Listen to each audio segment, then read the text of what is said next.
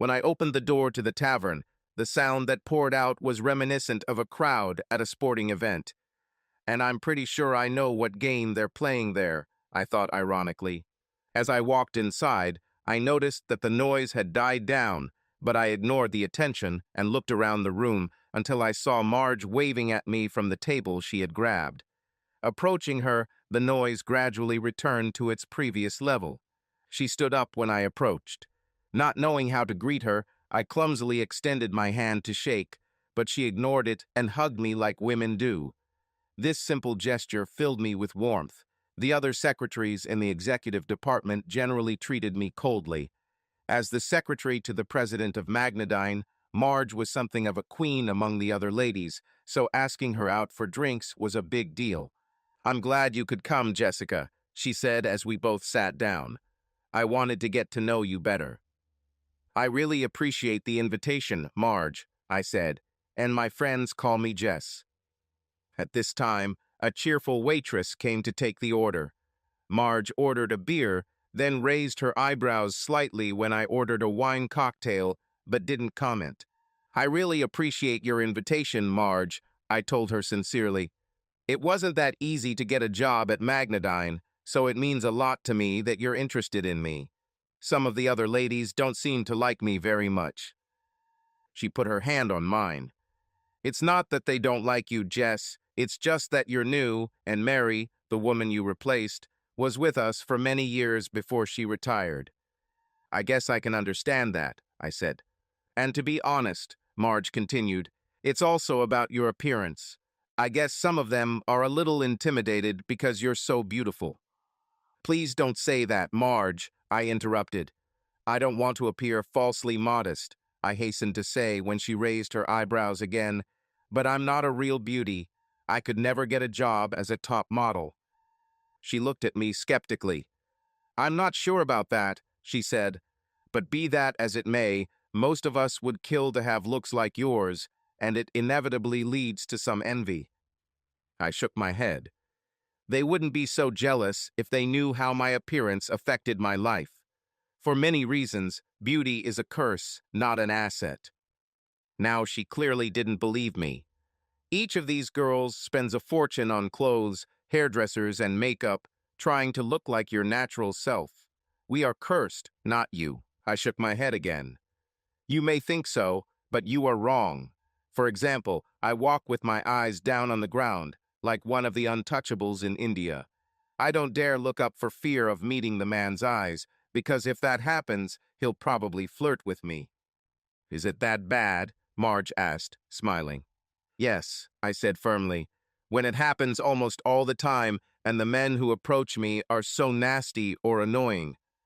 "Come on," said Marge. "There must be some good guys among them." "You would be surprised," I told her.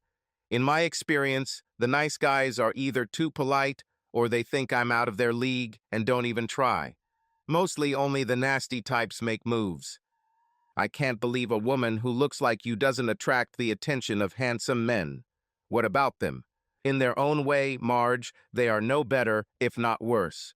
The people I've dated think that they are God's gift to women that I should enjoy just being around them. What's worse is that they'll abandon you in a heartbeat for the next pretty face that appears on the horizon." At this point, the waitress reappeared and placed another wine cocktail in front of me. "I didn't order this," I said, puzzled. "I know," said the waitress. "That guy asked me to bring this," she said, pointing over my shoulder. I should have known better, but I still looked in that direction, only to see a big businessman heading towards me. He grabbed an empty chair from a nearby table and, nodding to Marge, sat down opposite me. "Hi, my name is Al," he said. "You look like you need some company." I sighed. "Sorry, Al," I said politely, "but I already have company. My friend and I just want to have a quiet conversation alone." He didn't even turn his plump face towards Marge. "Ah, that doesn't sound like much fun. Look, let's have a couple of drinks together, and then we'll go somewhere where we can find more entertainment." "No," I said firmly, "I'm not interested." "Come on, baby," he said, grabbing my hand in his sweaty palm. "You'll have more fun with me than with her." I looked at Marge with an "I told you so" expression, then turned to the busybody. "How long have you been here in this country?" I asked him indifferently. He looked at me with bewilderment. "Eh? What? I never moved here. I was born in America." "And yet you still haven't learned the meaning of the word no," I said ironically. Marge laughed loudly, and the guy's face became even redder. He stood up so abruptly that he overturned his chair. Picking it up hastily, he turned and walked away. As we left, we heard him muttering obscenities. I turned to Marge. "Do you believe me now?" "Wow, that was pretty annoying," she said, still giggling at the guy's quick departure. "And this despite the fact that I didn't do anything for it," I continued. "You can imagine what would have happened if I had given at least some positive signals. And it's not just looks. I have to be careful about what I wear, too. If I don't want that kind of attention, I have to choose my clothes carefully so I don't accidentally show too much skin." Marge started to answer, but I insisted. "One more thing. I noticed your reaction when I ordered a wine cocktail, but I always have to be careful with how much I drink. I can't afford to relax in social situations and need to be constantly on guard to avoid attracting unwanted attention. It's like I told you, looking like me is like being on probation. One little mistake, and I'm in trouble again." Suddenly, Marge's eyes lit up. "Wait a minute, were you harassed at work too?" I winked at her wryly. "Often," I said. She looked shocked. "Is it really Tom Moffat?" she asked with concern. "Oh, no," I hastened to say. "My boss is a really nice person. He treats me more like a granddaughter than an employee. I never had any problems with him." She looked relieved for a moment, then her eyes narrowed. "What about the silver-bearded wonder?" I laughed. As VP of Sales and Marketing, my boss had two subordinates. Scott Benson, the sales director, was a divorced man in his late 30s with a prematurely gray beard and mustache. People in the office said he was a genius. They also said that he was a real ladies' man. I laughed. "He hit on me the first day." Marge grinned. "And every day after that," I continued, and she burst out laughing. "What about Peter?" she asked curiously. Peter Hamill, the marketing director, was Mr. Moffat's other direct report. "He didn't hit on me directly," I admitted, "but he looks at me appraisingly when he thinks I'm not noticing." She nodded. "Well, he'd better not do that. He's married." She then asked, "Is there anyone else?" I nodded. "Except for my boss, almost all of them." This caused another giggle from her. Then she continued, "So do you have someone in your life now?" "No, I'm almost out of the dating game," I told her. "That's pretty hard to believe," Marge asked incredulously. Then her eyes narrowed a little. "Has there ever been a serious man in your life?" The pain in my palms made me realize how tightly I had clenched my fists. "There was one, but it's a pretty painful story. Let's better leave this for another time, okay?" Marge nodded sympathetically, and we moved on to other, less sensitive topics. When we left the tavern and I headed home, I felt like I had won a friend. I hoped so. I don't have many friends. As I drove, I was glad that Marge didn't ask me about the women in the office. Several of them also flirted with me. The point is that men can be curbed even if they are predictable. Women are worse. They pretend to like you and then tear you apart behind your back out of envy or jealousy. They can be incredibly mean, and I have been emotionally scarred on more than one occasion. The following week, while I was working on some correspondence that Mr. Moffat had left me, Peter Hamill came to my desk. He waited until I finished typing the sentence and then asked if I could spare him a few minutes. "I have a big favor to ask," he said. I immediately became wary, wondering if Peter was about to start something. But when he pulled a chair up to my desk and started talking, he surprised me. "Do you know Karen, Scott's secretary?" he asked. "I met her," I replied, "but I can't say that I know her well." She was young and sweet, neighborly, attractive, and as far as I could tell, quite smart.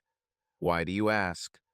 "The thing is, Scott is very angry with her because she was a little late on the report he wanted, and I'm afraid he's going to fire her. This was quite consistent with my expectations.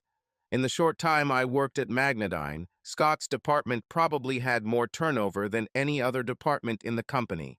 He was a perfectionist, and when one of his men did not live up to his impossible standards, he seemed to delight in pointing out their shortcomings, usually doing so in front of everyone.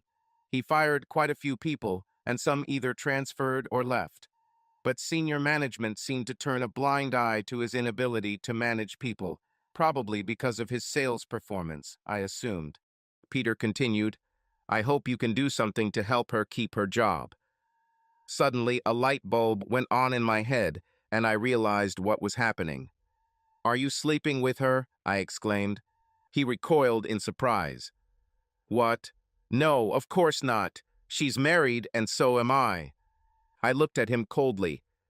Being married doesn't stop a lot of guys from having fun on the side.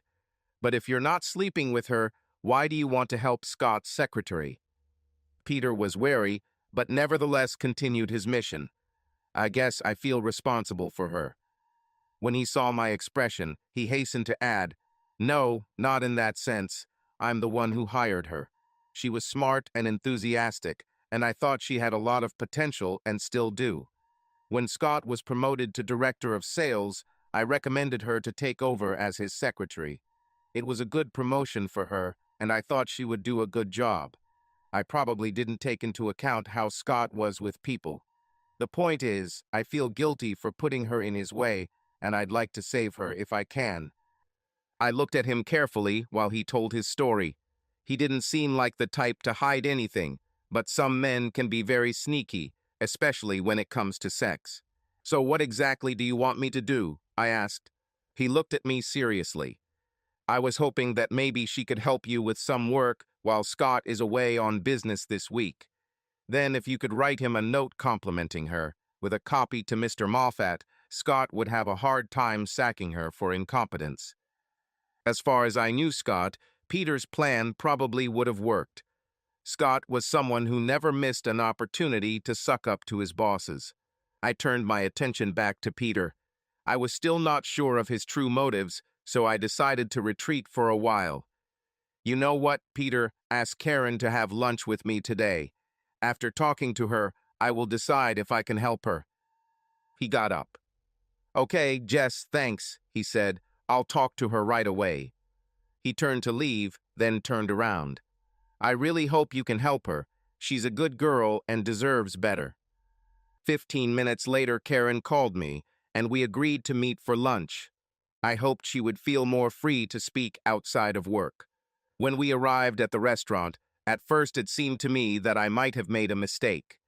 The waiter circled around us for what seemed like an eternity, trying to strike up a conversation, but he finally brought our order and left, giving Karen and I a chance to talk. I looked at her sternly. I want you to be honest with me, Karen. Are you and Peter having an affair? She sighed in surprise. Oh no, what made you think that? I ignored her question. Well, was he hitting on you? Do you think he's trying to start something with you? Now she was outraged. Of course not.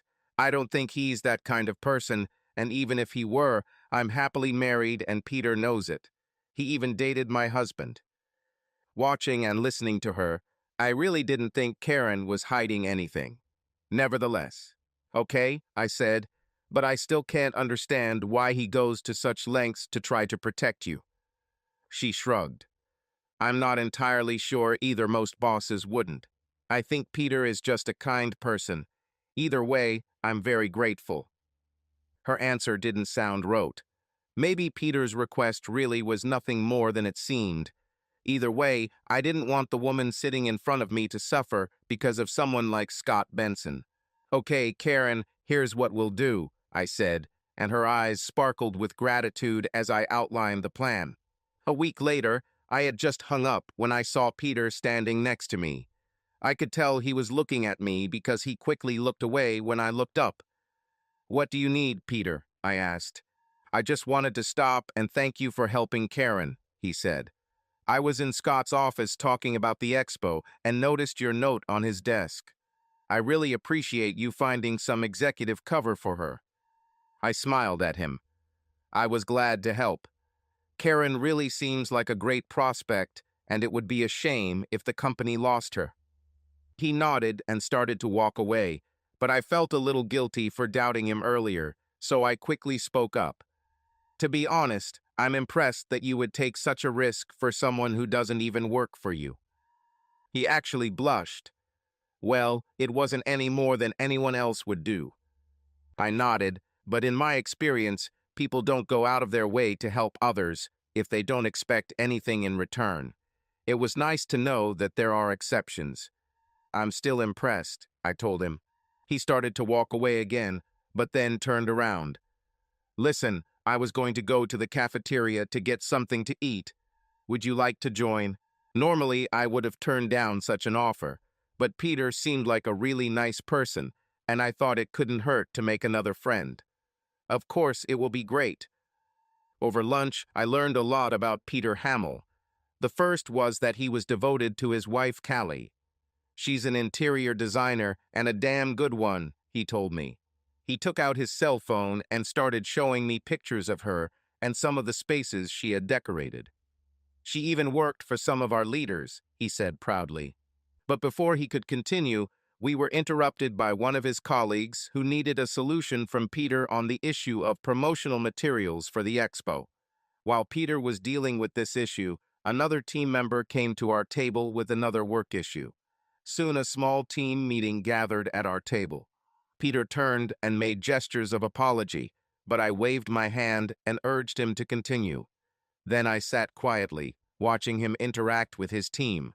When they asked him questions, he always took the time to listen to them and then ask questions of his own, often getting answers from them.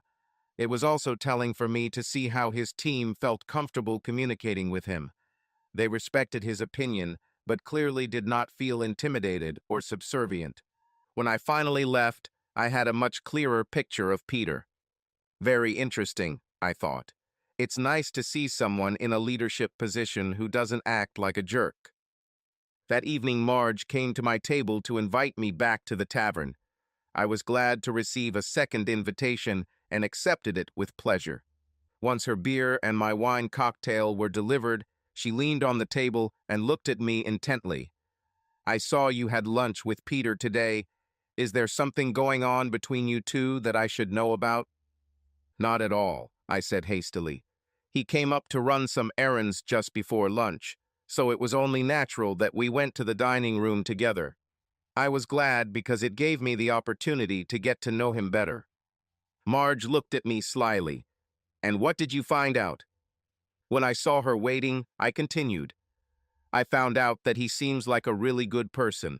He also seems to be a good leader who is respected by the people he works with. Seeing that Marge was expecting more, I continued. And I learned that he is happily married and loves and admires his wife, I said firmly. Marge tilted her head and asked, Is that all? I sighed. Listen, Marge, I already said that I'm not looking for male company right now. Even if I were looking, I would not become a destroyer of the family, I said decisively. She looked at me carefully and her expression became more sympathetic. Someone offended you very badly, didn't they? Do you want to talk about it? I was about to deny it, but suddenly something inside me gave way, and to my surprise, I heard myself begin to pour out the whole ugly story. I met Mr.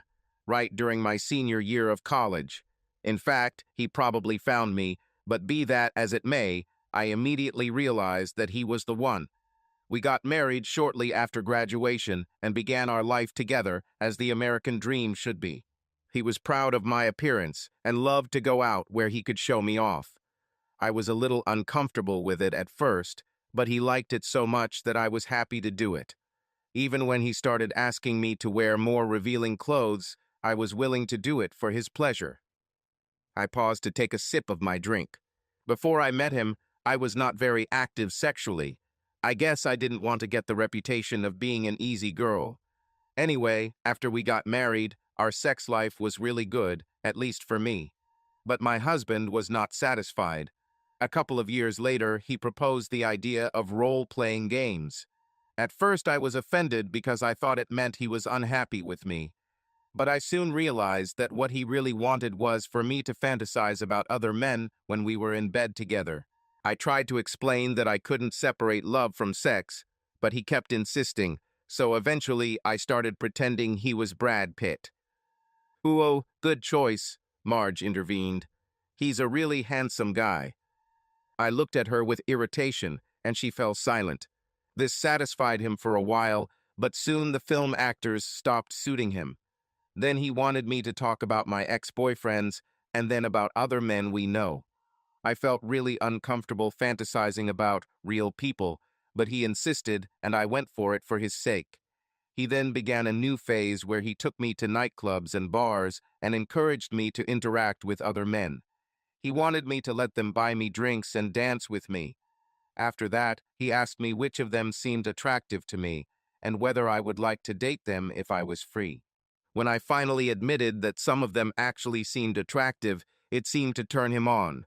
He became very agitated, and for a while I enjoyed all the extra attention he was giving me in bed. But when he asked me if I would actually date someone for real, I was hurt and confused.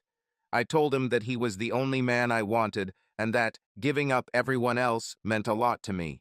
He retreated for a while, but soon returned to his own, asking leading questions, making insidious comments. Finally, he told me that if I really loved him, I should actually sleep with another man.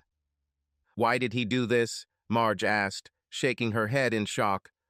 Was he looking for an excuse to see other women? I asked myself the same question, I said, but he swore he wasn't interested in anyone else. He said that he wanted to see me from the outside, to observe how I behave in a fit of passion. He kept saying how much I would love it and how he wanted to make me happy.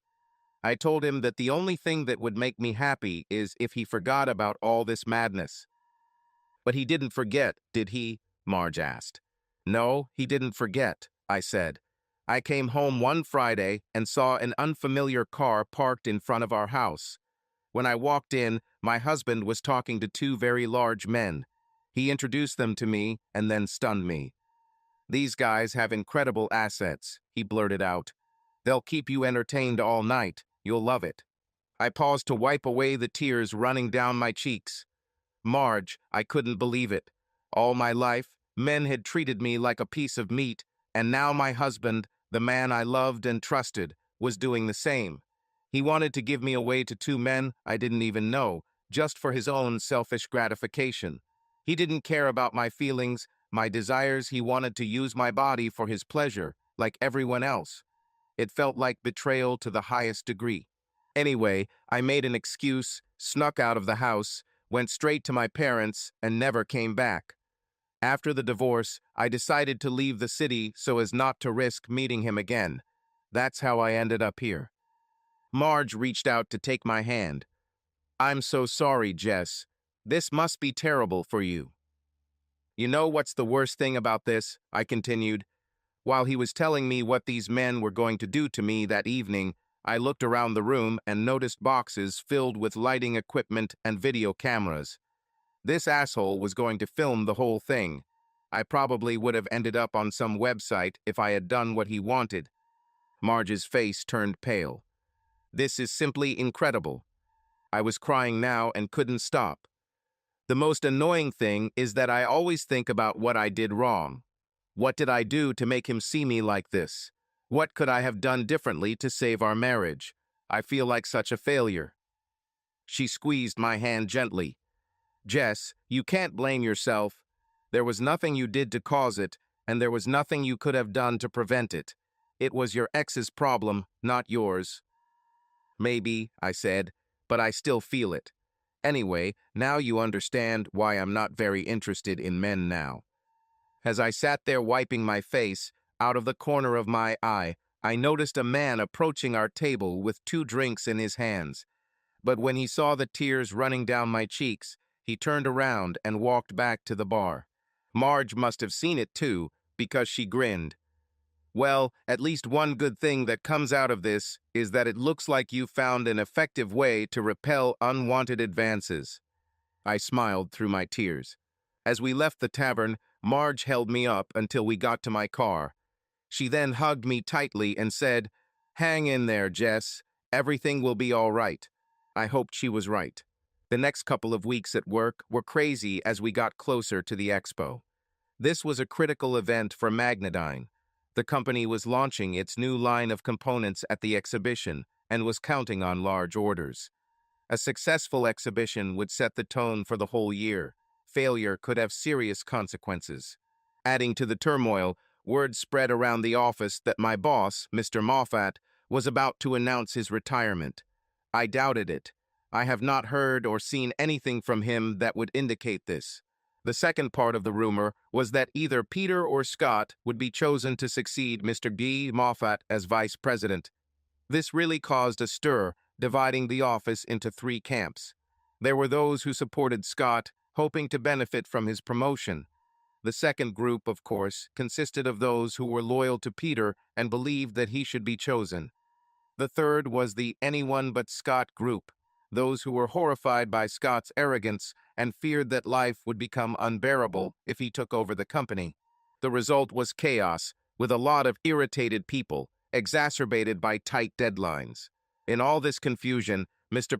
Moffat called me into his office early one afternoon with an urgent request. Scott had given him some information about expo pricing for his reference, and now Mr. Moffat wanted Scott to see his comments. But when I called Scott's cell phone, I found out that he was working from home. He invited me to bring the materials to his home.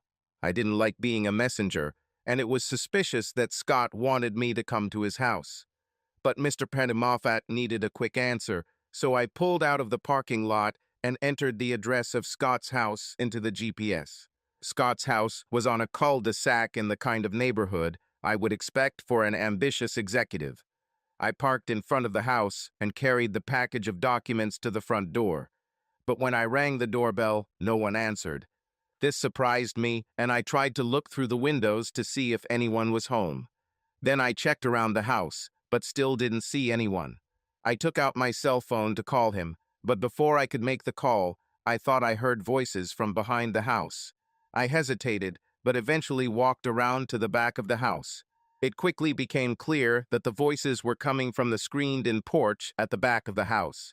As I approached, my steps slowed down because I heard something strange in these sounds. Carefully looking around the corner, I recoiled in surprise and embarrassment. The sounds I heard were Scott having sex with some woman. I stood there, paralyzed by uncertainty.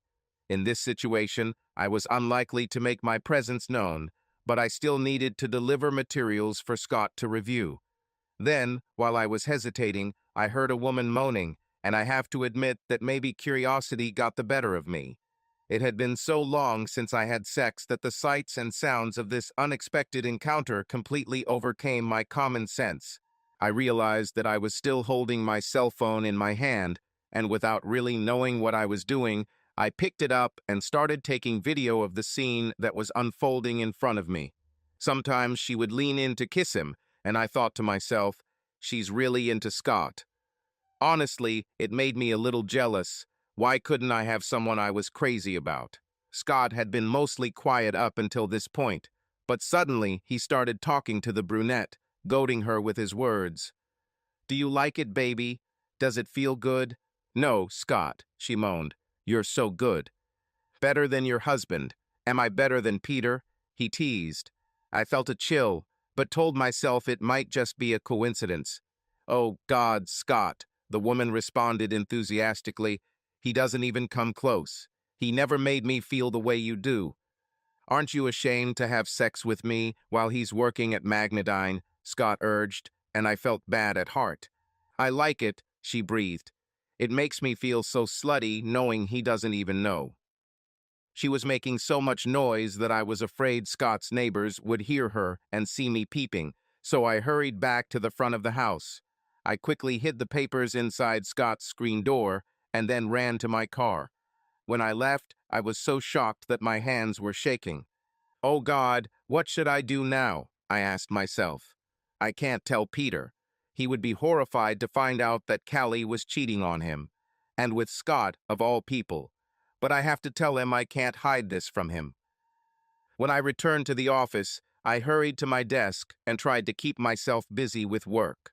But all I could think about was Scott and Peter's wife having an affair with each other, mocking poor Peter. The memory of that made me feel sick. He's a good guy and handsome too. Why is she cheating on him? I continued to ask myself. Finally, as the day came to an end, I couldn't take it anymore. I picked up the phone and made the call I really didn't want to make. Peter, this is Jess. Will you be in the office for a while longer? Oh yeah, I'll probably be working late every day until the expo, he replied cheerfully. Come in whenever it's convenient for you, he said happily. I cringed. I knew that he would not be so cheerful after our conversation. Walking into Peter's office was like going into surgery. You know you have to go, but every cell in your body is screaming at you to run in the opposite direction. When I arrived, Peter greeted me with a cheerful wave, but when he saw my expression, he sat up in his chair, a look of concern crossing his face. What happened, Jess? What happened? I sat down heavily in one of the chairs at his desk. I have bad news, Peter. I don't want to be the one to pass them on, but I just have no choice. It's okay, he said. You can tell me. I couldn't look him in the eye. Mr. Moffat asked me to take some documents to Scott's house this afternoon. When I arrived, no one answered the doorbell, so I walked around the house and heard a noise. When I looked out onto his screened-in porch, this is what I saw. With that, I turned on the video I had taken on my phone and handed it to Peter. When he saw Scott crouched next to the woman lying on the lounge chair, he let out a bitter laugh. So this is what Scott calls working from home, he said disdainfully. I can't say I'm surprised. He was about to give me the phone back, but I pushed it back towards him. Look further, I said in a quiet, painful voice. I knew he recognized his wife because Peter's face looked like he'd been stabbed with a knife. I couldn't help myself. I started crying. It's terrible to see how a person's illusions are destroyed before his eyes. His face showed shock, pain, and anger all at once. As he sat there in agony, I quickly reached over to try to take my phone out of his hands because I didn't want him to hear what came next. But he didn't let go of the phone. There's something else, isn't there? He asked in a tense voice. You shouldn't watch this, Peter, I said, but I knew that wouldn't stop him. Then we heard Peter's wife talk about how good Scott is and how she enjoys cheating on her husband behind his back. Peter's face went pale. I silently prayed that I would never see someone humiliated like that again. Finally, the video ended and Peter sank into his chair. After a short pause, he raised his head to look at me with tired eyes. You know what amazed me most? It's not that Callie cheated on me. This is bad enough. They didn't just have sex, they made love. I desperately tried to find words that could ease his pain, but nothing came to mind. All I could do was repeat, I'm so sorry, Peter, I'm so sorry. As he hung his head in despair, something suddenly cleared inside me, and I exclaimed louder than I intended, I just realized, Peter. Scott must have wanted me to see him with Callie. He specifically asked Mr. Paz Moffat for me to deliver these documents. He wanted me to hear them and see them together. He wanted to humiliate me and force me to tell you. He's always hated me, and this is his way of getting back at me. But why? I asked. I understand that you are both competitors, but why is he so angry? Peter sighed. Before you came to Magnadyne, Scott reported to me. I thought he was talented, although impulsive. I even saved his job one day when he became overprotective over an expense report he filed. Audit asked a routine question about this, and Scott lost his temper. He wrote a defiant note to the head of audit that essentially said, "How dare you ask me go to hell?" Scott sent a copy to me, and I was able to stop it before delivery to the VP of audit. Then I calmed Scott down, got him to delete the note, and the whole thing disappeared as far as I knew. Some time later, a sales director position became available, and I recommended Scott for the position. I shook my head in disbelief. Wait a minute, are you saying Scott hates you because you recommended him for a promotion? I would have thought that he would be forever grateful to you. Peter shook his head. In your world and mine, it would be so. But in Scott's world, no one is considered smarter than him, and the idea that he owes something to someone is alien to him. You could say he never forgave me for putting him in debt to me. Now it was my turn to shake my head. But I still don't understand why he risked revealing his connection. Wouldn't that get him in trouble at Magnedyne? Peter's voice was cold and bitter. Not really. The company will see this as a private matter between Callie and Scott. They won't want to interfere. No, I think the reason Scott wanted me to find out was to provoke me into doing something stupid that would get me fired. Even if I don't do anything, he's probably hoping that I'll be so humiliated here in the office that my job will suffer while I'm busy with a messy divorce. He looked at me carefully, and I think he decided to use you as an intermediary as revenge for you resisting his advances. My cheeks turned red, first from embarrassment and then from anger. But while I resented Scott taking advantage of me, I was more bothered by Peter. The tone of his voice made me uneasy. "What are you going to do now?" I asked. He clenched his fists tightly for a moment, then relaxed. "For now, I'm not going to do anything other than focus on preparing for the expo. I definitely can't afford to lose my job now. But as soon as this is over, rest assured, I will divorce Callie and find a way to pay Scott back. Peter, I have experienced betrayal in my life, so I can understand some of what you are feeling right now. If there is anything I can do to help, please let me know. But whatever you decide, don't do anything that will end up hurting you," I said. "Thank you, Jess," he said quietly. "I appreciate it, and I appreciate the courage you had to show to bring this to me. The only thing I ask now is that you don't tell anyone else what you found out, and I'm just going to drown my pain in work. This is the only thing I know how to help myself cope with the pain." He looked at me with a grin.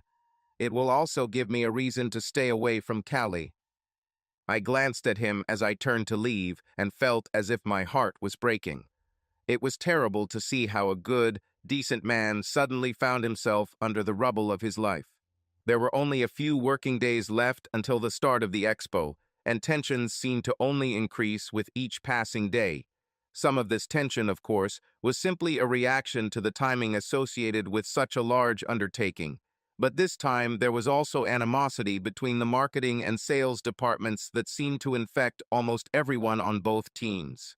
Fueling the fire were rumors about Mr. Moffat. Not only were discussions around the water cooler suggesting that his retirement was in the offing, but now the story was spreading that Scott Benson would be his successor. As a result, the people on Scott's team became even more sycophantic, trying to gain Scott's favor, while the people working with Peter were upset and worried about the prospect of corporate life under Scott's leadership. I became something of an unofficial member of Peter's group and regularly offered to help them where I could. The first few times I sat down at the dinner table with them, I received some questioning looks, but with Peter's clear approval, they accepted me. As a result, they were not shy about sharing their opinions with me about what was happening. The fervor of their treatment of Scott was almost shocking. "If he gets the VP job, it will be a disaster for the company," was a common theme. "Why would senior management even consider promoting such a terrible boss?" was another question. It was alarming to hear qualified, capable people considering leaving the company if Scott were promoted to vice president. On the other hand, their respect for Peter was as high as their opinion of Scott was low. Several times when Peter was not around, one of his employees volunteered to tell a story about how Peter helped solve a problem. He had the ability to offer constructive suggestions that would motivate a person to come back and do a better job. It seemed obvious to me what the company had to do, but I knew that managers often focus solely on short-term profits and do not see what will be best in the long term. If the tension in his group was high, then it was obvious that Peter was on edge. The combination of the deadline, competition with Scott, and revelations about Callie was almost unbearable. I was afraid that something was going to break. So concerned about his condition, 2 days before the start of the expo, I went into Peter's office. Although it was already well after working hours, I was sure that I would find him there, and I was not mistaken. He was surrounded by a small group of his key staff, intently studying something on his computer screen. I didn't want to interrupt him, so I stopped at the door to watch him carefully. I knew he was tired from the long hours he spent here, but the lines and dark shadows on his face betrayed an additional burden that only I knew about. It bothered me, but I couldn't think of anything I could do to help. Suddenly, he raised his head and noticed me. "Hey, Jess," he said, "come on in and look at this," pointing to his monitor. When I walked over and looked over his shoulder, all I saw was a vision of an empty room surrounded by curtains. Okay, I said hesitantly. "What am I watching?" "This is a new system that we are testing. What you are seeing is a live feed from our guest suite at the MGM Grand in Vegas," Peter said proudly. "Look here," he continued, clicking on the keyboard. The view changed to a large hall. As Peter zoomed in, the view narrowed to a large exhibit that was in the process of being installed. "Here is the Magnetidine booth at the expo, or there will be as soon as the workers get everything set up," he said. I looked at him in bewilderment. "Why do you need a live broadcast from the expo?" I asked. Instead of answering, Peter pointed to a woman in the group. "Debbie, it was your idea. Tell Jess what you're up to." She began to speak with delight, like an excited child at an exhibition or a lesson. "This will be great," she began enthusiastically. "This will give us the opportunity to monitor the preparation of the stand in real time and make adjustments if necessary. Once the show starts, this can help us understand what aspects of our stand are attracting customers' attention, be it positive or negative. It will also give employees here at headquarters the opportunity to see what is happening at such an exhibition to understand how their efforts impact overall success." As she spoke, several other team members began pointing out additional uses and possible improvements. Peter turned to me. "We've never done anything like this before, Jess. We'll test it at Expo. If this works as well as we hope, it will give us a new way to improve our marketing efforts at the next major shows." "This is really something," I said sincerely. "I think Mr. Moffat will be impressed when he sees it." At the mention of Mr. Prigghas Moffat's name, Debbie snapped her head up with an irritated expression on her face. "I wish he'd be impressed enough to recommend Peter over Scott Benson," she exclaimed. She then covered her mouth with her hand in embarrassment when she remembered that I worked for Mr. Moffat. "I didn't mean it the way it sounded," she said defensively, but it was clear she meant every word. And although I didn't say anything, I absolutely agree with her. But Debbie's comment seemed to set off a storm of emotions, and others began to voice their thoughts. Peter quickly intervened, trying to ease the tension. "We're all a little stressed about what could happen, but it's out of our control. Let's focus on what's our responsibility and let senior management do what they're going to do." One of them exclaimed, "Yes, but if Scott becomes vice president, life here will turn into hell." "That's right," confirmed another. "Why can't they see what a terrible leader Scott will be?" I watched Peter and saw him raise his head sharply after the last comment. What if they could see? What if they had the opportunity to see the real Peter in action? "That would be perfect," someone said. "But how could we do this?" Peter explained his idea, and the office became a Babylon of excited voices asking questions and suggesting ideas. I leaned back against the wall and watched their interaction. After some time, their objections formed into a plan, and their excitement turned into determination. When the commotion died down, Peter raised his hand to get their attention. "Listen, people, there is something we all need to understand. What we're talking about here may be an eye-opener in the executive office, but it can also backfire horribly on us. Let's agree now that if something goes wrong, I will take all the blame. We must organize this so that no one else is visible in this process."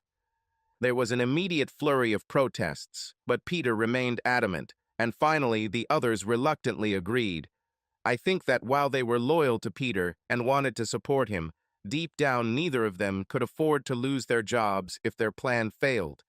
But from my point of view, it was commendable that Peter wanted to protect his team, even at the risk of his own job. Soon after, Peter ended the meeting and sent everyone home, but asked me to stay. When everyone left, he looked at me carefully. Jess, if this crazy scheme is to have any chance of success, you will have to play a key role. We can try to hide your involvement, but there's a good chance someone will find out. Are you sure you want to take the risk? I thought about this, asking myself how I really felt. I knew Scott would be a terrible vice president, and that working as his executive assistant would be miserable. I was also disgusted by what Scott did to Peter, and what made it even worse was that Scott was using me to get his message across. These thoughts mixed with memories of my own failed marriage, and they only increased my empathy for Peter and my decision to help him. I'm sure, I told Peter firmly, I want to help you as much as I can. Thanks, Jess, he said. It really means a lot to me. The day before the official opening of the expo, Peter and other members of his team flew to Vegas to complete preparations. Once the show gets underway, there will be a constant stream of demos, customer meetings, and a constant stream of visitors checking out Magnetide's huge booth. After the expo started, whenever I had some free minutes, I would go into the control room of the test that Peter's team had set up at headquarters to get the latest news on what was happening. I could sit in front of an extra-large monitor and watch the live feed from the expo floor. I often saw Peter working with our product demonstrators or consulting with some of the people on the installation team. The only time I saw Scott was when the monitor was switched to the guest suite. There, he could often be found chatting with the purchasing executive or senior researcher of one of our clients. As far as I could tell, Scott seemed to be good at his job. Peter's plan did not involve action until the evening of the last day of the expo. He wanted to make sure nothing would interfere with the company's sales efforts. He also wanted to catch Scott off guard when the pressure eased, and he might be less on guard. But for the small group of us who knew about the plan, the tension grew as the deadline approached. Everything was carefully planned and calculated down to the minute. It was nerve-wracking to wait, but there was nothing more we could do. On the last day of the expo, I stayed at my desk, not wanting to get in the way. When my phone finally rang late that afternoon, I nearly jumped out of my skin.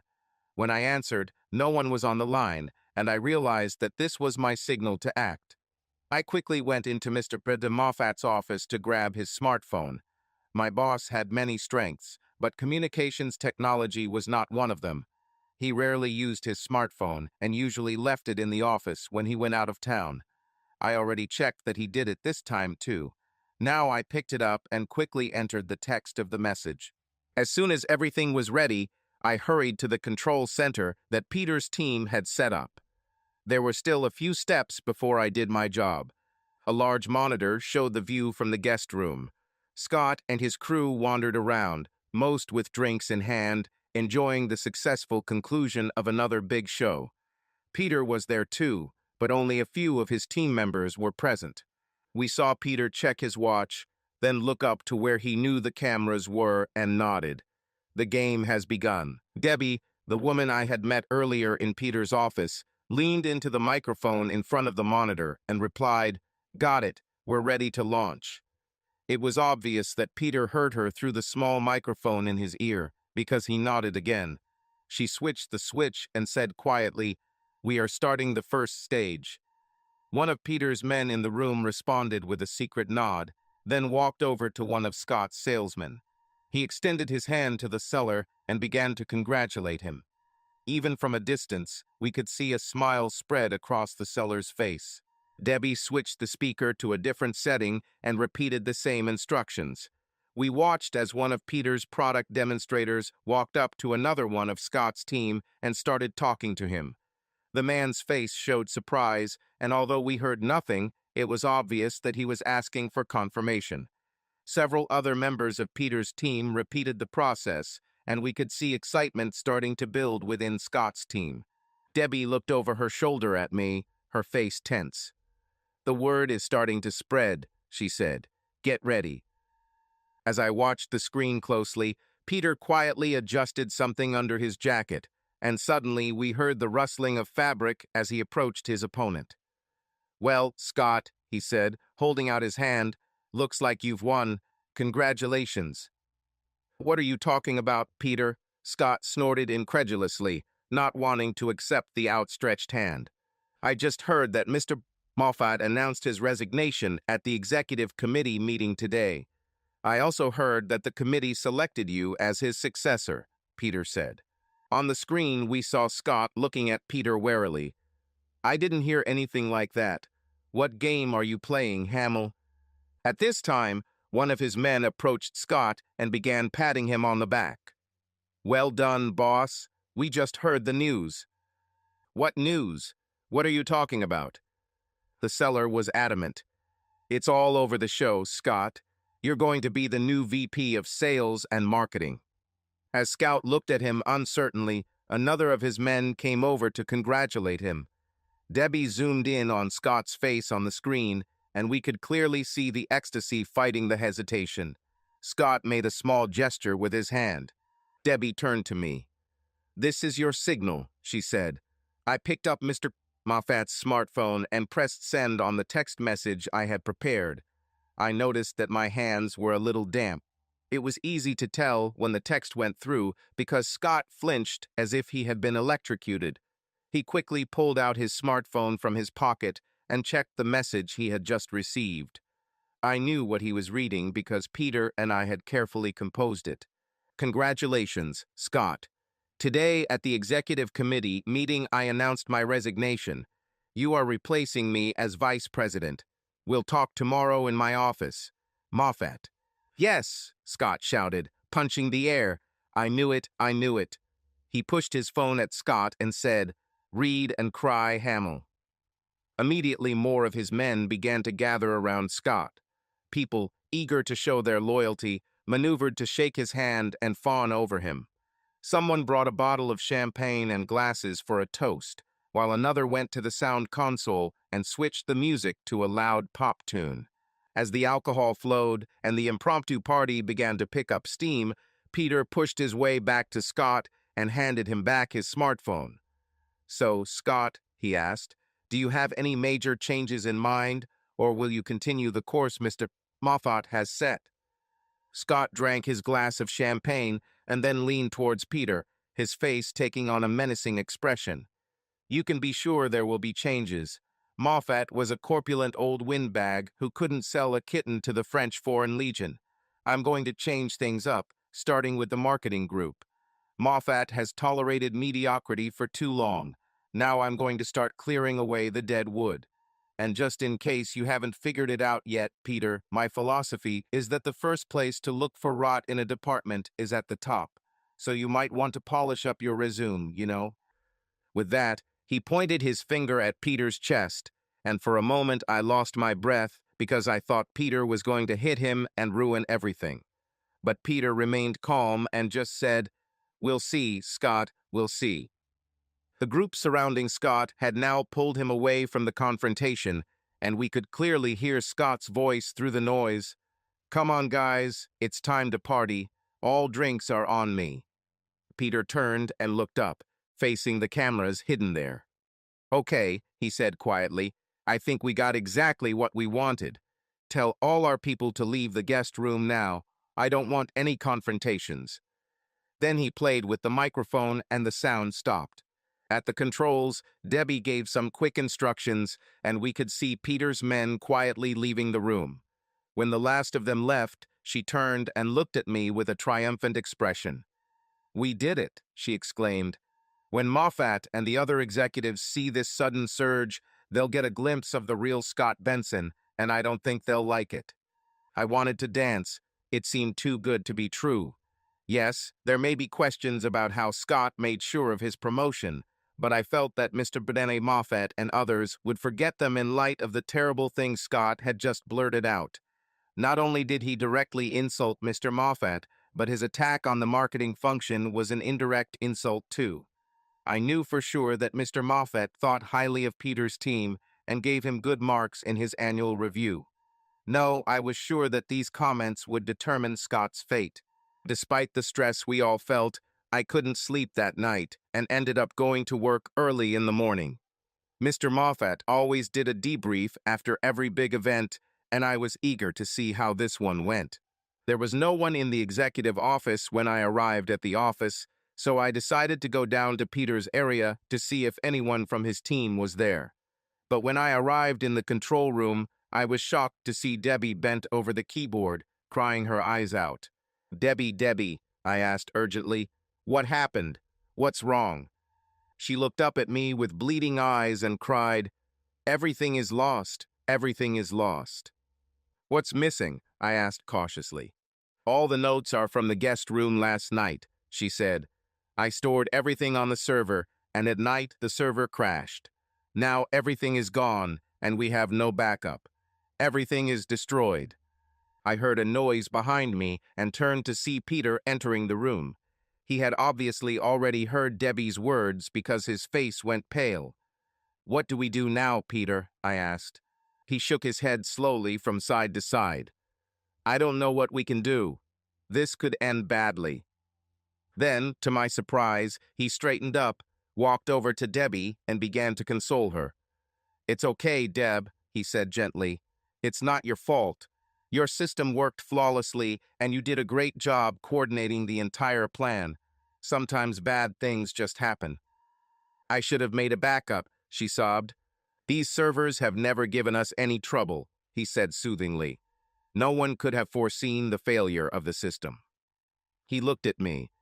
You better go up to your office. If there is any way to apprehend Mr. Moffat, that would be great. I'll try to think of something. I nodded and headed towards the elevator, trying to hold back my tears. Not only did we not have any incriminating material on Scott, but now Peter will have to try to explain why he misled his colleague. Everything that had seemed so perfect just a short time ago now seemed to have turned to ash. When I got off the elevator, I hurried to my desk and tried to straighten myself out so Mr. Moffat wouldn't see how upset I was. But I needn't have worried. As soon as I was settled, he walked in, and it was immediately obvious that he was extremely angry. Miss Martin, call Scott Benson's office and have him here immediately, he ordered. With shaking fingers, I dialed Scott's office number and connected with Karen. After I hung up, I looked into Mr. Moffat's office. His secretary said he hasn't arrived yet, I told him. She said he was late from Las Vegas last night and hadn't arrived at the office yet. Well, tell her I want to see him as soon as he comes, he said angrily, and then call Peter Hamill here. Yes, sir, I said, trying to control my voice. I called Peter's office, and he answered the phone. Oh, Peter, Mr. Moffat wants you and Scott to come here as soon as possible, I said. Then I lowered my voice. And he's as furious as a hornet's nest, I added. I heard Peter sigh, and then he said sadly, Okay, Jess, I'll be there now. When Peter walked up to the office, his face was like that of a doomed man. He gave me a weak smile and walked in to meet his fate. Perhaps this will be my fate, I thought, when Mr. Moffat finds out what I've done.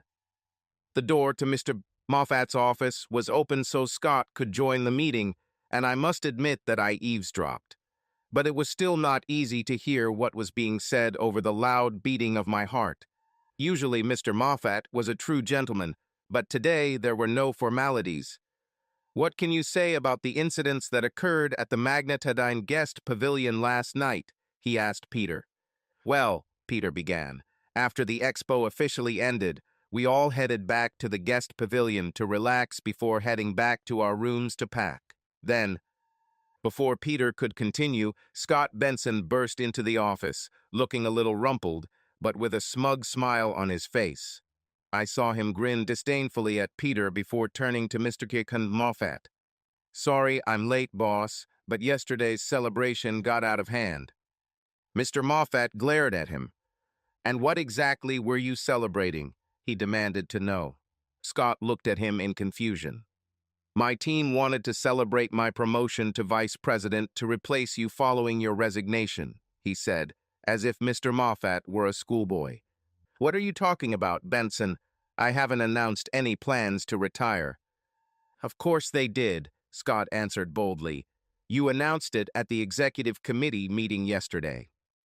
I certainly didn't, Mr. Moffat snapped. There was no discussion of any successor. I looked at Peter out of the corner of my eye. He didn't enjoy Scott's discomfort because he knew where this conversation would inevitably lead. But Scott didn't give up. "Of course you did," he said, and took out his smartphone and showed it off. "I have your text message right here." Mr. Moffat looked at him in astonishment. "I didn't send you any text message," he said flatly. "Of course they did," Scott insisted, activating his phone. "I'll show you." Holding the phone in one hand, he began to call up his text message list with the other. Then he cursed and began frantically scrolling through the list. Finally, he stopped and looked up. "It's erased," he said angrily. "Someone deliberately erased it." I thought I saw a faint smile flicker on Peter's lips, but when Scott turned to face him, Peter's face was unreadable. But Scott wasn't done. To everyone's surprise, he reached across Mr. Moffat's desk and boldly grabbed his phone. "Not even password protected," he muttered, scrolling through Mr. Moffat's text message function. Nothing was registered. "Where are all your texts?" Scott demanded loudly. I worked with Mr. Moffat long enough to know that he was becoming increasingly angry. "I don't text. If I want to contact someone, I call." Scott looked around accusingly. "Someone sent me a text message about my progress, and now they've erased the evidence on my phone and yours." He stared at Peter, then turned his head in my direction. I quickly hid behind the door. "Young man," Mr. Moffat said loudly, "it's not important. We're holding this meeting because I want to know what happened in the guest pavilion last night. Could you explain?" "There's really nothing to explain," Scott responded quickly. "After being fooled into thinking I had been promoted, my team and I celebrated a little, that's all. This wouldn't have happened if we hadn't been the victim of a cruel joke." "I understand," said Mr. Moffat with some menace in his voice. Then he looked up. "Miss Martin, could you help me, please?" When I approached him, he pointed to his computer. "Can you set up this damn device so we can look at some of the photos they emailed me?" I quickly went to the keyboard and expanded the window to full screen. "Everything is ready," she assured him. "Great," he said. "Now please check my email for an email from Lucas Masterson." When I did, he looked at Scott and Peter. "Do you know the name Lucas Masterson?" Scott quickly replied, "Of course. Lucas Masterson is the president of Masterson Industries, our largest client." "Excellent, Scott," said Mr. Moffat with disdain. "And you would agree that we should always impress Mr. Masterson with our professionalism and competence." "Of course," Scott said, looking puzzled. Mr. Moffat's tone was now low and menacing. "Late last night, Lucas called me because he is an old friend of mine. He wanted to know if this expo was typical of the behavior we condone at Magnadyne. When I expressed my confusion, he sent me an email with some photos that he took when he was looking for someone from Magnadyne to answer his question. Miss Martin, could you show these photos to us?" Hesitantly, I clicked to start the slideshow. The first image showed a group of people from our company's sales department gathered near the bar in the guest pavilion. People seemed to be serving themselves with alcohol. The next slide showed Scott standing on a small stage set up next to the bar. He drank straight from the bottle and led people around under the stage. I noticed that behind the stage there was a banner with the Magnadyne name and logo. The company's logo is said to have been personally designed by Mr. Moffat. It was an upraised hand with the index finger forming the number 1 sign. I knew Mr. Moffat wouldn't be happy to see it in the photograph. But the next photo was worse. Now there were 2 young women on stage with Scott, and he hugged them both. I looked at each other with Peter and asked with my lips, "Who are they?" He shrugged in ignorance. The next photo shows Scott dancing with 2 women on stage. Judging by their appearance, all 3 were quite drunk. This impression was reinforced by the fact that the 2 women appeared to be performing a striptease to Scott's delight. There was a collective gasp in the room as the next photo appeared on the screen. One of the girls lost all her clothes. "Turn it off," Mr. Moffat shouted, and I quickly turned off the monitor to hide the offending image. "Mr. Benson, not only did you disgrace yourself last night, But you also brought disgrace to Magnadyne Industries, he said loudly. Scott's face turned red, and he shouted angrily, "Wait a minute, I'm the victim here. None of this would have happened if I hadn't been tricked into believing I got a promotion." "Thank God you weren't promoted," roared Mr. Moffat. Then he calmed down a little. "I don't care why you did what you did. The fact remains that your behavior was completely unacceptable and completely unacceptable. Even if the head of our best client had not caught you in the act of debauchery, you still set a terrible example for your employees." He turned sharply to me. "Martin, call HR and security here. Have them escort Mr. Benson back to his office and tell him he has 15 minutes to retrieve his personal items. Effective immediately, Mr. Benson's employment with Magnadyne is terminated for cause." "Yes, sir." I barely managed to squeeze out and hurried to make calls. Behind me, I heard Scott shout, "It's all your fault, Hamill. You set me up." But before he could do or say anything else, one of the security officers walked up and began to escort Scott out. As they waited for the elevator, Peter walked out of Mr. Benis Moffat's office and approached Scott. I was in the hallway just in time to hear Peter whisper to Scott, "You slept with my wife, now you're reaping the benefits." Scott growled like an animal, but the guard quickly stepped between them. The elevator arrived with the head of HR, so the three of them got in and left, leaving Peter and I alone. As I turned to go back to the office, Peter said quietly, "When you get a chance, please come see me. I need to talk about all this."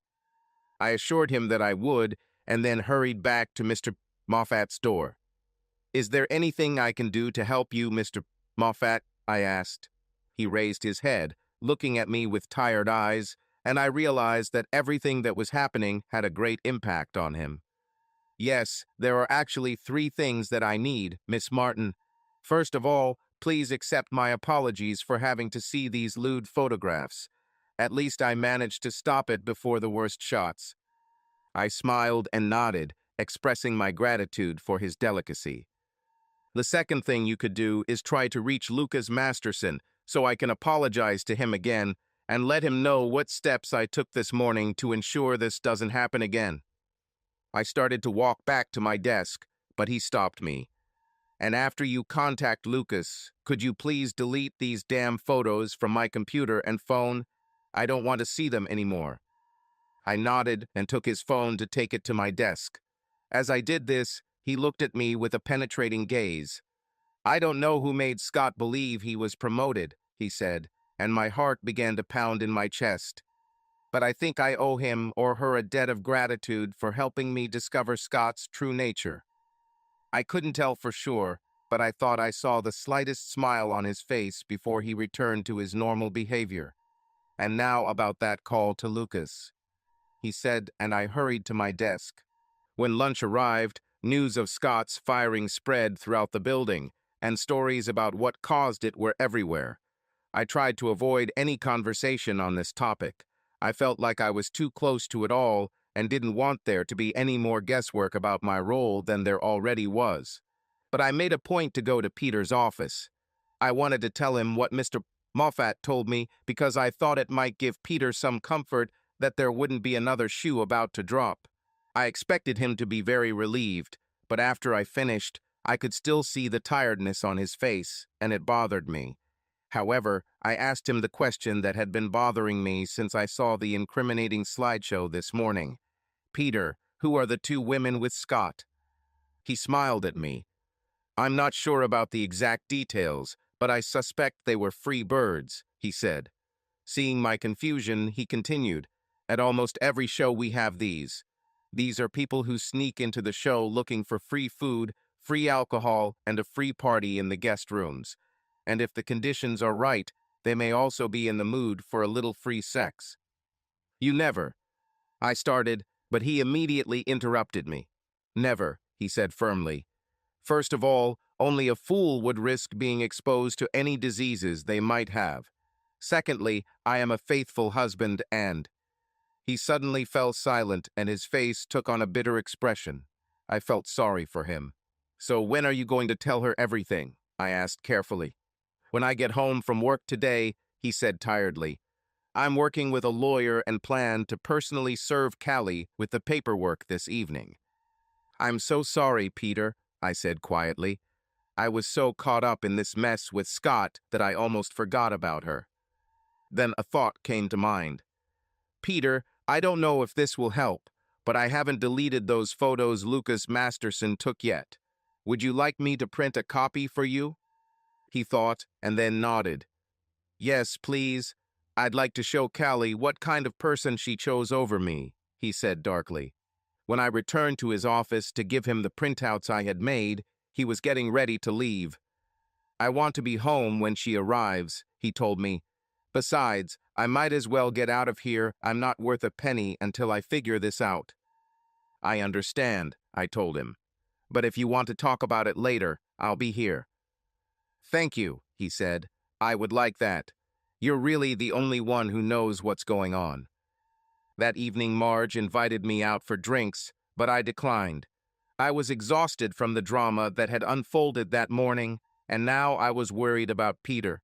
I couldn't take my mind off the confrontation ahead of him, and I knew I'd be bad company for Marge. For the second night in a row, I didn't sleep well and again went to work early in the morning in the hope of seeing Peter. I was waiting outside his office when he arrived and thanked me for the cup of coffee I brought him. As we sat on the couch and chair in his office, I couldn't wait any longer and asked him how it went with Callie. Pretty much as expected, he said, and began to tell the whole story. I was waiting at the kitchen table when Callie got home from work. She was surprised to see me. I usually get home much later than her. Anyway, she came and sat across from me and asked what was going on. I knew I couldn't put it off any longer, so I handed her the envelope. What is this? She asked, but I just told her to see for herself. She opened the envelope and started looking at the screenshots I took of your video on Scott's porch. When she saw the first photo, she wasn't sure what she was seeing, but when she turned the next photo over, she screamed in shock. She then hurriedly flipped through the rest of the set before looking at me. Her face turned red, and I wondered if she was more upset about what she had done or about getting caught. Peter, I know what I did was wrong, but it was just a one-time mistake. You were so busy at work, and it had been so long since we made love, that when Scott started flirting with me, I just couldn't resist. I shook my head in disgust. That's not true, and you know it, Callie. This wasn't just one moment of weakness. This was an ongoing relationship. No, I swear, it was the only time, she insisted. Instead of arguing with her, I took out my cell phone and started playing the video I copied from your phone. The look on her face was priceless as it went from discomfort to defensiveness to outright anger as she was forced to watch her antics on the small screen. But when the audio track started playing her taunts, she was embarrassed enough to scream, "Turn it off, damn it." I let it play a little longer, then stopped it. Okay, now you know about us. And I'm guessing the other envelope contains divorce papers? She asked coldly. I pushed it across the table towards her, and she quickly flipped through the pages. I thought she would be shocked, but she seemed pretty unperturbed by being served. It doesn't matter, she said. I was planning on filing for divorce myself as soon as Scott got his big promotion at work. So you ruined our marriage because you wanted the money and prestige of marrying a big executive? I asked bitterly. Look, Peter, let's be real. You worked all those long hours and ignored me, by the way, but let's face it, you weren't getting anywhere. This really made me angry. I worked all these long hours to create a better life for both of us, I said excitedly. I thought that's what you wanted. She gave me a patronizing smile. I thought that for a long time, but while I was remodeling Scott's house, he gave me the real truth about you and your career. You're just marking your time at Magnadyne while he's about to take a big leap. In that video, it seemed to me that you were more interested in sex with him than in his career path, I said angrily. She blushed. Maybe I like both better than what you have to offer, she replied sharply. Suddenly, I felt old and tired. I rubbed my face. So are you and Scott planning on getting married as soon as our divorce is finalized and he gets that big promotion?" I asked. "Exactly," she said. "What if I told you that Scott won't get that big promotion at all?" She looked at me with a calculating look. "I'd say you're a pathetic, clumsy liar." "What if I told you that Scott was fired for inappropriate behavior from Magnadyne this morning?" I asked. I saw fear cross her eyes, but she quickly recovered. "It's impossible," she said loudly. "He does a great job and his sales team sets records. It's impossible for them to do without him." I think I have a sadistic streak because I enjoyed it. I took another envelope from my jacket pocket. "What is this?" she demanded. "Just some scandalous pictures of your boyfriend at the Vegas Expo this week," I said. "You'd better study them carefully, because I can assure you that Mr. Moffat was very interested when he saw them this morning." I opened the envelope and showed her the first photo. She relaxed a little. "No one is going to complain about a sales director having a little fun after a successful trade show," she said. She didn't comment on the second photo either, but I noticed that she was becoming increasingly worried. When I turned the next photo over, she sighed. "Who are those two girls with Scott?" she asked with jealousy. "No idea," I said. "I've never seen them before. But Scott seems very familiar with them," I added and turned the next photo over. She didn't say anything, but her face darkened when she saw further photographs. "How could he cheat on me like that?" she sobbed. "How could he humiliate me in front of all these people?" The irony of her reaction left me speechless. After some time, she raised her head and looked at me through reddened eyes. "This is true?" she asked. "Really?" I asked sharply. "Scott told me you slept with your boss's secretary." "Is this what started it all?" I asked in amazement. "Did you start a relationship with Scott to get back at me?" "I saw her. She's so beautiful that I thought you wouldn't be able to resist her." "I'm sorry to disappoint you, but not everyone has the same morals as you and Scott. For your information, I have always been 100% loyal to you." I stared at her and shook my head in disgust. "I can't believe you believed the words of the salesman." Her head dropped, and she began to cry bitterly. I got up from the table, grabbed my keys, and went out to get dinner. When I returned, I found that Callie had packed her personal belongings and left. I was very sad listening to him. "That must have been terrible for you, Peter," I said when he finished. "How are you feeling now?" "Honestly," he said quietly, "my feelings are mixed up. I feel a lot of bitterness towards Callie for cheating on me, but I can't help but feel regret and sadness that my marriage is over. I'm glad Scott got what he deserved, but I'm exhausted from the whole experience. Most of all, I just feel tired." "I know it's bad, Peter, but I promise you it will get better," I said. Although management was careful not to spread the circumstances that led to Scott's dishonorable dismissal, too many people knew at least some of the facts, and the story became the #1 gossip item for the next few weeks.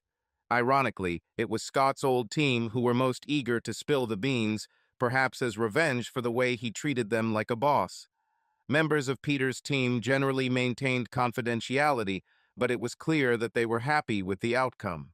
Unfortunately, the implication about the role Scott played in Peter and Callie's divorce also became common gossip in the hallways. No one asked Peter directly, but as soon as he left the room, secret comments and hushed conversations began. I felt sad about him, but there was nothing I could do to protect him.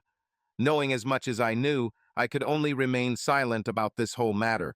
I tried to keep in touch with Peter as often as possible to make sure he was okay. I looked for excuses to stop by his office during the day or have lunch at the same table as his team. Sometimes Marge would come over and take me to her favorite pub after work. Given her position as the CEO's assistant, I expected that she probably knew almost as much about what happened as I did, but she never broached the topic in our little get-togethers. She was always interested in how Peter was doing, and I tried to keep her informed of what I saw and noticed. She also constantly asked how I was doing, which seemed strange since I was only indirectly involved. But she always asked, and I always assured her that I was fine. About 4 months after these events, I received a call one afternoon from Debbie, the woman who operated the control panel for Peter during the expo. She told me that Peter's team was throwing a little surprise party for him after work and wanted to know if I would like to join. When I asked what the case was, she told me that Peter's divorce had just been finalized. Of course, I told her I'd be there. The celebration took place in a private room of the bar, which was often visited by marketing employees.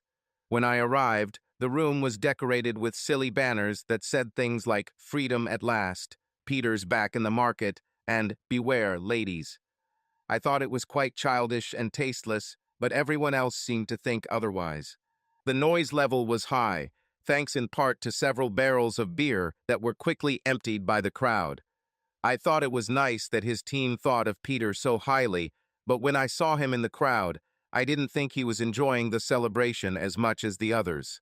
Someone tried to force him to make a speech, and after futile attempts at resistance, he climbed onto the table.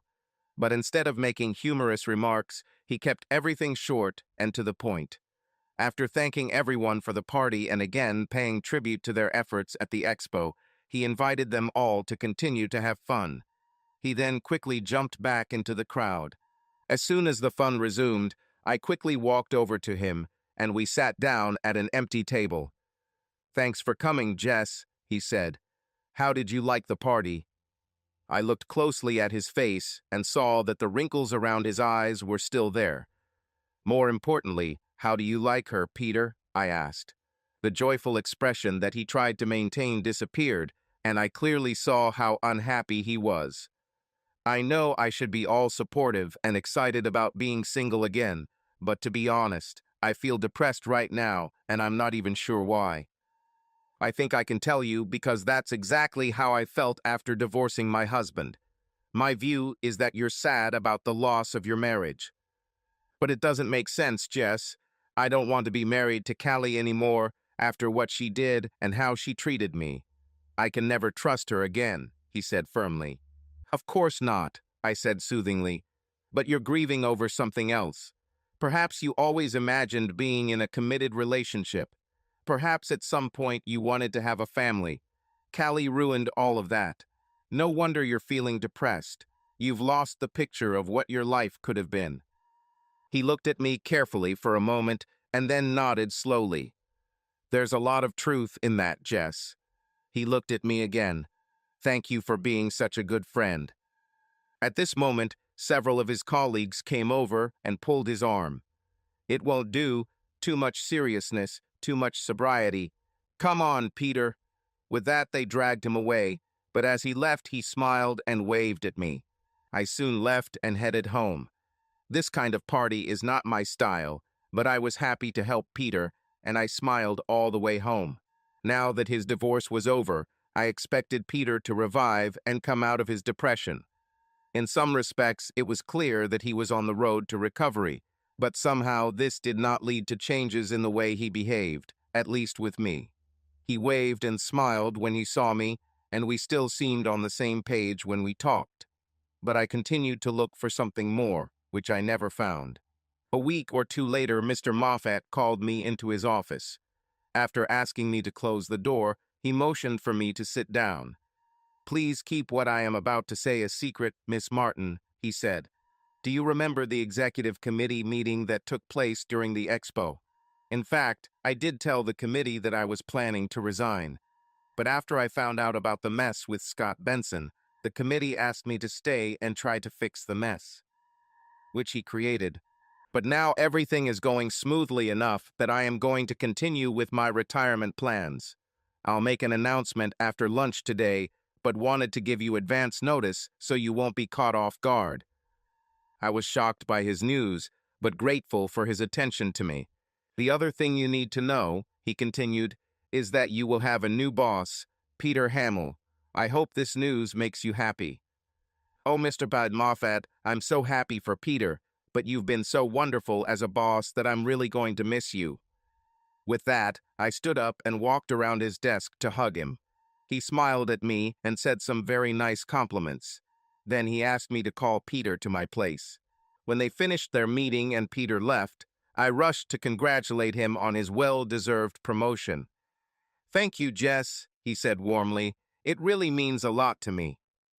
When he left the office, his warmth stayed with me for a while, but then the feeling began to fade as I began to think more deeply about everything.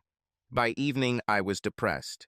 At the end of the workday, Marge stopped by and asked me to join her at the tavern after work. "Marge, I have things to do at home," I told her, but she wouldn't take no for an answer. I think part of what makes her so valuable to a CEO is that when she wants something, she is absolutely persistent. In the end, I gave up. As we sat down in the tavern, she leaned across the table and looked at me intently.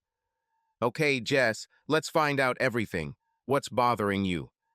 "I don't know what you're talking about." I waved him off. "Bullshit," she said, which shocked me because Marge almost never swears. "You've been walking around for the last few weeks looking like a little girl with a sick dog, and today you're acting like your dog is dead.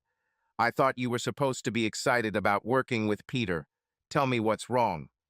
I tried to resist, but suddenly something inside me broke, and I began to wipe away my tears, trying to express my feelings in words. "Peter's promotion is the last straw, Marge. I just don't think I can see him every day and be that close to him." "I don't understand, Jess. Why not?" I sobbed. "I know his wife cheated on him, and their divorce was difficult for him, but once the divorce was finalized, I thought he would relax around me, maybe want to meet me or go somewhere with me. But the times I see him, he still treats me like a friend, like one of the team. It kills me." She looked at me with sympathy. "You really miss him a lot, don't you? You always loved him so much." "No," I objected. "I didn't have feelings for him while he was married. Of course, I respected him and I liked working with him, but it was purely professional. I would never allow myself to have feelings for a married man." "For someone who wasn't interested that way, you sure managed to spend a lot of time with him," she noted dryly. "But I had to," I said. "He was a key part of Mr. Moffat's team." "Ha, sure," Marge said sarcastically. "But after you saw his wife with Scott, your attitude towards him began to change." "How did you know that?" I exclaimed. Marge just grinned at me. Then her face became serious again. "So you thought you and Peter were in a relationship, and you were hoping it would develop into something more, right?" "Probably," I admitted quietly. She was silent for a minute, and then said, "You know, you really are like a blonde." "Wait a minute, Marge," I said angrily. "You may be my friend, but you have no right to talk to me like that." She folded her arms and leaned across the table. "I stand by what I said. You're acting like a blonde. Now shut up and listen to me for a minute. I think half the people at Magnadine know about your big crush on Peter Hamill. But what have you ever done to show him how you feel?" "I've done a lot," I objected, offended. "I visited him at every opportunity. I tried to have lunch with his team when he was in the cafeteria. I—" "Isn't that what you did when he was married?" Marge interrupted. "Well, yes," I admitted, "but not that often," I added weakly. "So how was he supposed to know your feelings had changed if your actions didn't show it?" she asked. Before I could answer, she asked a question. "Have you ever even touched him?" "No," I sighed. "I would never do that. I mean touch him on the arm or shoulder, something to create a physical connection." "I'm sure so," I answered evasively, but in fact I couldn't remember a single time when this happened. "You're afraid to touch men for fear. They'll take it the wrong way, aren't you?" "Maybe a little," I admitted. She continued to look at me. Suddenly she asked rhetorically, "You know what's the problem with you, Jess? The problem is that you're too pretty." I opened my mouth to answer, but Marge interrupted me. "All your life you could rely on your beauty. You never had to worry about finding men. They always came out of the ground for you. I bet your first husband found you, not the other way around." I looked down at the table. "Well, maybe. The first time we met, he approached me at a party in college." "Exactly," said Marge. "You're used to being passive, waiting for a guy to make the first move. If he doesn't pass the test, you brush him off and then sit back and wait for the next one to come along." But And that's not all. The fact is that you use your beauty as a shield to keep men at a distance, even the ones you might actually like. But, and the reason you do this is not because you are arrogant or selfish, but because you are afraid. You are afraid to take risks, afraid to expose yourself because you might make the wrong choice. So you hide behind your beauty, hoping that Mr. Right will eventually find you and break through your protective walls. I was speechless. But Marge wasn't finished. And I'll bet that the reason you're afraid is because the one man you chose, the one you thought was Mr. Penner's right, turned out to be the biggest mistake of your life. Ever since then, you've been afraid to step out of your comfort zone and take risks again. So, even though part of you desperately wants to try and build a relationship with Peter, another part of you is telling you to stay away and wait. You're just hanging around aimlessly, hoping he'll overcome your barriers and start courting you. I couldn't look up at her. She came across the table to me, hugged me, and kissed me on the cheek. Think about what I said, Jess. See if there's some truth to it. Then she left. That night I tossed and turned in bed, thinking about Marge's words. Some of them were painful and not entirely true, but I had to admit that she was right about many things. Finally, sometime in the early morning hours, I made a decision. Even then, I only slept restlessly. As soon as I got to work, I made a phone call and then went to implement my plan. I didn't know if I was doing the right thing, but at least I wasn't passive. Shortly after I returned to my desk, Peter came over to meet Mr. Beatty Moffat again. They discussed marketing plans for a long time, but finally the session ended. As he was leaving, Peter stopped by my desk and said, "I'm really looking forward to working more closely with you, Jess." I took a deep breath and stood up. "Peter, I met with HR this morning and agreed on a transfer. I'll start working in a different department in 2 weeks." He stepped back as if I had slapped him in the face. "But why, Jess? Did I offend you in some way?" From the corner of my eye, I noticed Mr. Moffat standing in the doorway of his office, looking worried. I focused on Peter. "No, Peter, you didn't do anything. It's me. Over the past few months, I've developed strong feelings for you. But the company strictly prohibits relationships between employees and their bosses, and since I intend to give them a go, I can't work for you." Over Peter's shoulder, I noticed Marge peeking around the corner, but I continued to stare at Peter, holding my breath as I waited for his response. He looked at me in surprise. "But you never said or did anything," he said. I looked at Marge. "I know," I said, "but I'm talking now." Peter didn't say anything and time seemed to slow down. Then, standing in front of me with his heart pounding in his chest, he suddenly stepped forward and grabbed me by the shoulders. "Given the circumstances, I think we can do without the usual 2 weeks' notice," he said and kissed me with such passion and promise that I could barely hear the applause coming from Marge and Mr. Dins Moffat. Subscribe to our channel so that your second chaff doesn't cheat on you, and go ahead and listen to the next story, because this story is nothing compared to the next one. If you're under 18, don't even think about listening to the next one. Listening to the next one. Listening to the next one. Listening to the next one. Listening to the next one. Listening to the next one. Listening to the next one. Listening to the next one. Listening to the next one. Listening to the next one.